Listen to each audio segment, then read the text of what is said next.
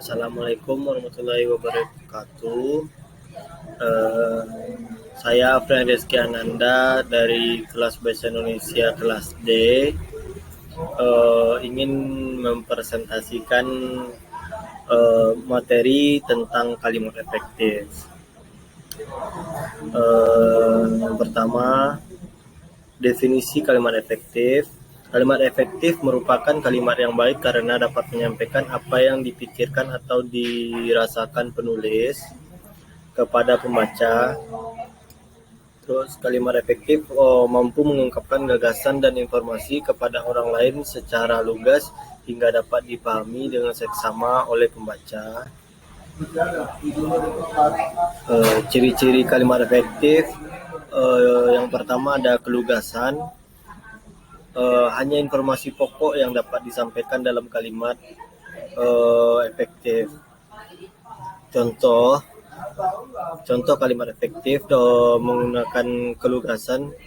Berdasarkan penelitian, PT Maju Abadi didirikan oleh Bapak Bambang Atmojo pada tanggal 3 Mei 1990 dan berlokasi di Jalan Makmur nomor 04 Jakarta Timur. Terus ada ketepatan. Di ketepatan ini informasi yang disampaikan memerlukan ketelitian karena harus tepat sasaran.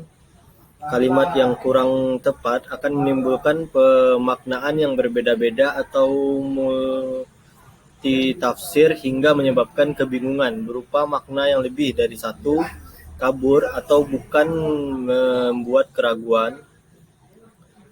Contoh dari ciri ketepatan ini, pejabat itu diberhentikan tidak dengan hormat karena tidak mampu melaksanakan tugas sesuai dengan aturan yang berlaku, dan dia melalaikan kewajiban tugas selama berminggu-minggu. Terus ada kejelasan. Di kejelasan ini kalimat harus mempunyai struktur yang jelas sehingga memudahkan pembaca memahami makna yang terkandung di dalamnya. Struktur yang dimaksud berupa penempatan SPOK dan penggunaan konjungsi dalam kalimat majemuk.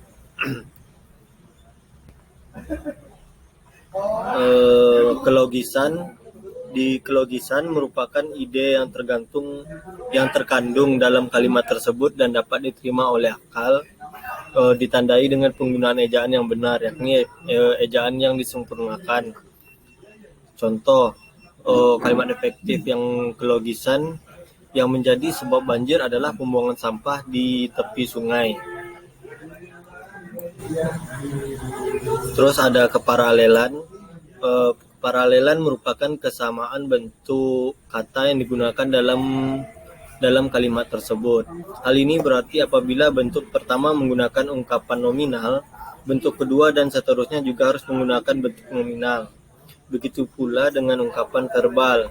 Hendaknya yang kedua dan seterusnya turut menggunakan bentuk verbal. Setelah dari ciri-ciri kalimat efektif tersebut, masuk ke pemilihan kata.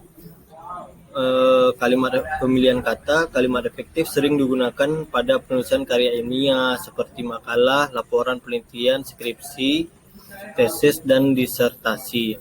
Sebaliknya jarang digunakan oleh para sastrawan karena mereka lebih banyak menggunakan majas.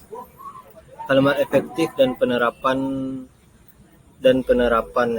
EYD merupakan kaidah yang berisi aturan tata tulis bahasa Indonesia yang harus diikuti dalam penulisan, kecuali terdapat pertimbangan khusus seperti masalah hukum, nama pribadi, keilmuan, misalnya Soeradi, Universitas Muhammadiyah Yogyakarta. Kalimat efektif dan pilihan kata atau diksi. Diksi adalah pemilihan dan penempatan kata secara tepat ketika seseorang sedang berbahasa. Kata-kata yang digunakan dalam tulisan bertulisan untuk menyampaikan informasi.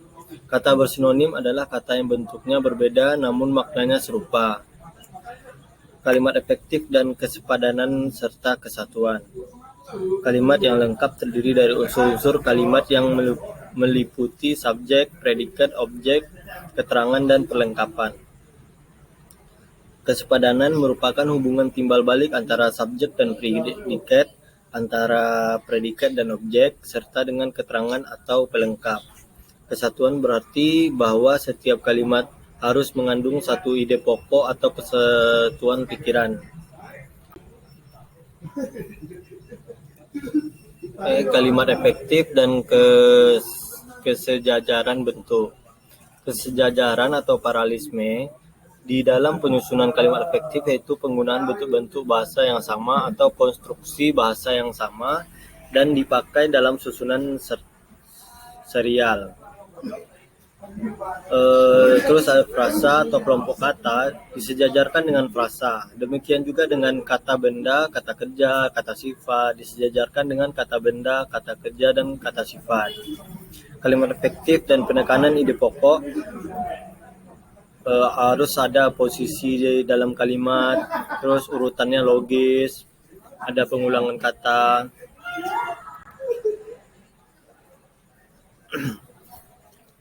Terus ada perangkaian kata. Menulis kalimat efektif harus memenuhi syarat kesepadanan, yakni seimbang antara pemakaian pikiran atau gagasan dan struktur bahasa. Gagasan dan kepaduan pikiran yang baik akan memperlihatkan kesepadanan.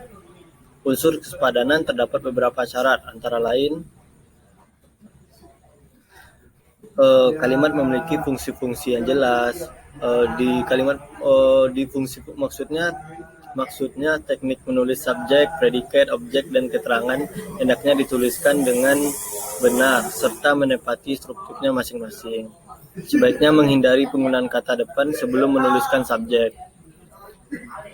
Terus ada tidak terdapat subjek ganda. Maksudnya subjek yang dituliskan dalam kalimat hendaknya hanya satu. Penyebutan subjek untuk kedua kalinya kurang tepat.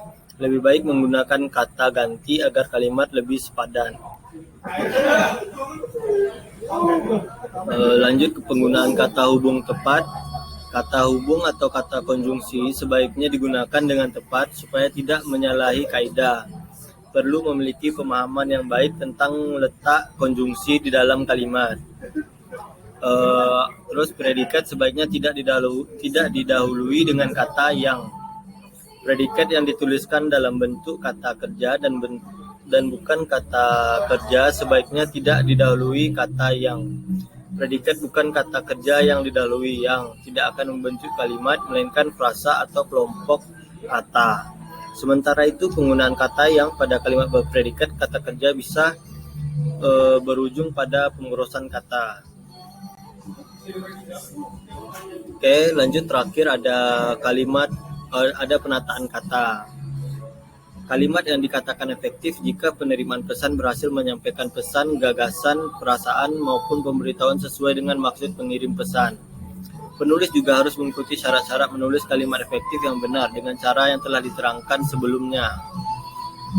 Baik, sekian presentasi menurut saya kalimat efektif tersebut. Assalamualaikum warahmatullahi wabarakatuh.